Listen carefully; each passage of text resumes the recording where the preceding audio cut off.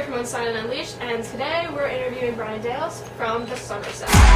Wanna wash the dirt off my hands, wanna get this all off my chest, but I'm no good at staying sorry. Your newest single, Fuck You Over, is a fairly significant departure from your other songs. What led you to produce something like it? Well, I'm a firm believer in bands that I like to go into every record as if it's our first record and we're a brand new band, and I want to always have that mentality. I kind of get bored of bands that make the same record over and over again, and I don't ever want to be that. And I think like we wanted to a little bit pay homage to when we put out Love Like This. The first song we released was The Boys You Do, which is a very kind of sarcastic, kind of holy shit lyric.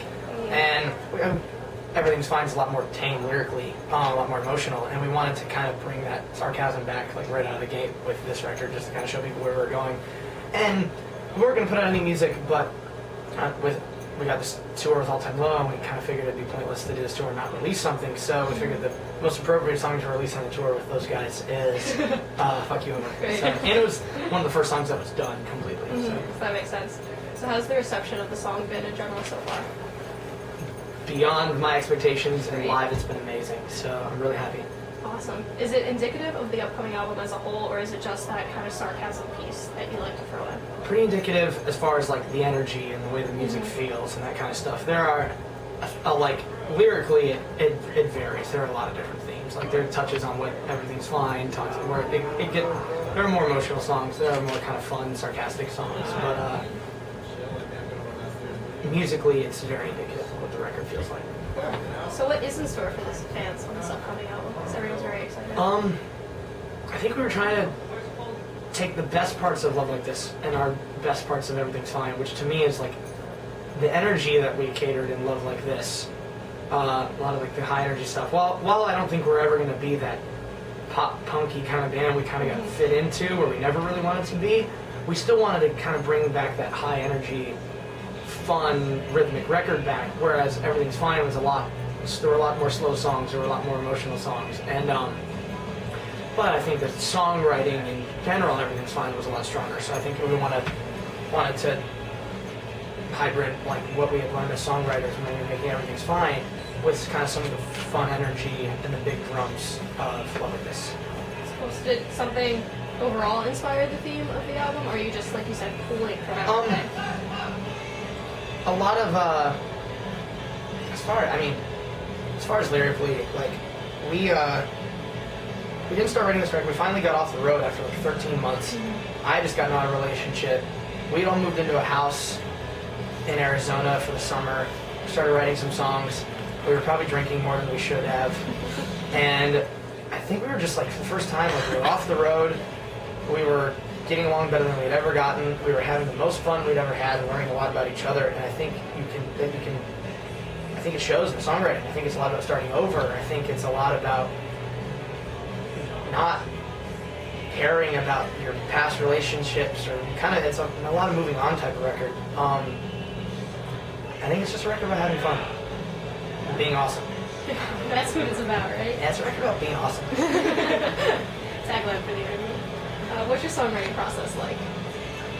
Well, like I said, with this record, we moved into a house. Steven has just started dabbling in the recording world, so we moved into a house, and we kind of set up a system where John and I would write some songs together, usually outside by our pool, which was awesome. And Steven would record demos for us, so we, for the first time, were able to do a lot more at home than usual. We wrote like 10 songs. Moved out of our house. John and I went out to LA to start working with a handful of producers that we've worked with before that we really like, and a couple friends, and doing a lot of collaborative stuff. We've written like 30-something songs. When we finish this tour, John and I are going to go write a couple more. January, we're going to finish the record. So we're getting there. Kind of going one song at a time, which is different. With like our last two records, we like blocked out a whole bunch of time and just made a record. Now we're kind of doing like a song here kind of thing. It seems a little more holistic, though, to do it It's that way. more, and it's more of a current thing to do with a lot of like the current state of music. It is a lot with recording technology. It's a lot easier to just make a song one day and then you can go do something else and different. Like, you don't have to block out a whole period of time and record a tape anymore and stuff like that. Yeah. Has your songwriting process changed over time, and if so, how? Yes, we don't write a lot, like, I think with like with our first EPs and stuff like that, we would all just sit into a room and just like yell at each other until a song was written, and sometimes it didn't make sense because there was like too many thoughts going on at once. I think we've all really taken time off and helped us really all find our roles within our band, and everyone has their thing that they're best at. And I think it's one of the best things that ever happened to us. And I think also for the first time, John and I learned that we are great at writing songs with each other, but also can now have learned to trust each other writing songs on our own, which we never, and trust ourselves. I've never, until this record, I'd never even thought about writing a song by myself. I was like, okay, well, I've written like half a song, I'm gonna go take it to John, and vice versa. Yeah. And then like, with this one, I accidentally was in LA in early summer, and we were just taking a week off from writing, and I met up with a couple friends of mine, accidentally just wrote a song, and I was like, oh, this was interesting. John wasn't with me, but this song turned out great, and then John had kind of done the same thing. We've learned a lot from each other, so. That's good though. I like that. It's growing. Yeah, So exactly. that's cool to see. All right, other than putting out the album, what are your musical goals for 2013? 2013, as of right now, it looks like we're going to be on tour the entire year, so Sweet. we're going to, once the record comes out, we're going to try to play everywhere we can. We've been starting to pick up in the UK pretty well, and we're going back and forth already to the UK a couple times. Awesome. Trying to get back to some countries we haven't been to in a while, and do a few US tours in between. Awesome. We'll see. So how's your journey been so far, and what's the moment that sticks out to you the most? I know, hard question. The moment that sticks out to me the most was, honestly, one of the moments that sticks out to me the most was a headlining show we played here in Philly back in February. It's like our first proper, we did a co-headlining tour with the Cab, we'd never done anything like it. We closed the Philly show. It was one of the biggest and craziest shows we'd ever played that was just solely us, and that was like one of the coolest things for me. That tour was like the most rewarding thing that we have ever done, for sure. We have a song that's coming out on our new record that is my favorite thing we've ever written, and I think I guess there's always that kind of moment as a songwriter where you write and you don't know until it happens, and then when it happens, you totally know. But there's just that song you write, and you're like, "Holy shit, that's the one." I think it finally happened, and someone is crying outside. Someone may be dying. But it's that song happened. I was just like, "Holy shit, this means business."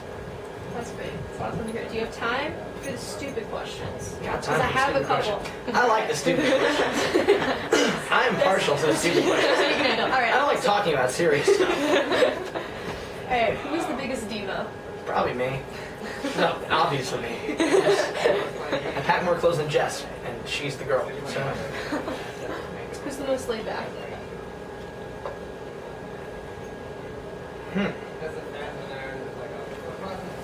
honestly, at the same time, sometimes me. Definitely not ever John or Steve. Josh can be, Jess can be, I can be, but we have our moments where we're not. But toss it between the race. I'm saying right now, never John or Steve. Okay. What are your must-have tour necessities? Every one of these shirts. Yeah. I have 17 of them. I can't figure out how to pack less of them. Netflix is a big one. I like to read. I got books on tour. And yeah, Spotify. That too. Oh, Spotify. Spotify is a great thing that happened in my life. So. Say, what crazy things have you seen on tour with other bands? Touring with All Time Low and Hit the Lights in general is I would crazy. imagine. Those are the. I've seen Jack Bearcat naked. I never so thought sorry. that would ever happen in my entire life. That happened. We sat in a hot tub together once. He wasn't very close. So the other day, all of us stayed up till 6 in the morning and then went to Disney World at 8. That was pretty rough and awesome at the same time. And it's been like 13 hours there. But Sick though. It's worth it. worth it, always. It's the best day out of my entire life. How do crowd surfers normally fare during your set? They're getting better. The other day in Fort Lauderdale, we had some kid in a banana suit who was just crowd surfing all the time. That's- And then that's what you want. Then before our last song, I called him out and I was like, "Hey, I need you to start this train right now." And it was the craziest thing I've ever seen at one of our shows. We're not like the crowd surfer band. We're Yeah. not we lean a little more pop than All Time Low does. Yeah. So to see that happen, that was nuts. Maybe I'll crowd surf you guys tonight. You'll be like, oh, that's my interview. That's awkward. I'd respect that. All right. See what I can do. Hey, do you or anybody else have any weird hobbies? John is just kind of weird in general. John likes playing Geometry Wars in our back lounge. It's a video game that like comes on Xbox that is... I can't even explain it. It's so nerdy. I don't even know how to explain this I'm game. not surprised in a way, though. This is... John likes Geometry Wars. Steven likes... cats and Instagram and looking at Instagram pictures of cats. I do too, though. I can't make fun of that. I don't really know about the rest of us. So, Josh's favorite hobby is getting his brother, the one that's at home, to send him pictures of his dogs because he misses them. So I I don't think I have any weird hobbies. No, I don't. Not really. No? Because You're just not going to admit to it. Well, no, it's hard for me because like You don't think it's weird? I don't really think it's weird or embarrassing. Yeah. Like I'm sure like me running around my bus yesterday listening to the new Kesha song is probably embarrassing, but it didn't really bother me. So That's embarrassing. All right, that's it. So you brilliant. I'm glad I ended on that answer. I'm really glad you too. I actually cut off the last couple questions just so we can end on that. All right. Thank you. Thank you. again.